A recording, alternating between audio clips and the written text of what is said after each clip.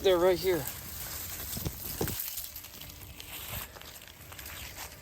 Both arms came off.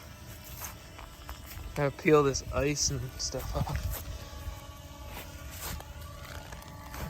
But yeah, they look perfectly fine.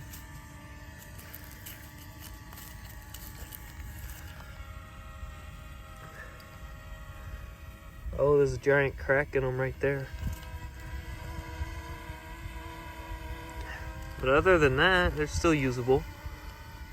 For this video, I just got some clay. I'm gonna cut it up and see if I can make something out of it.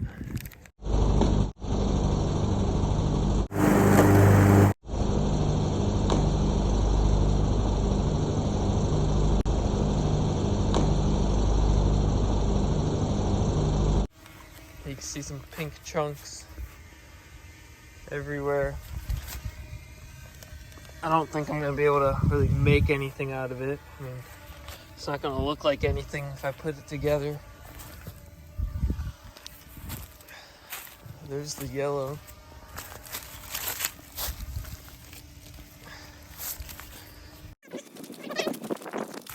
Oh, there's more yellow. There's the orange one.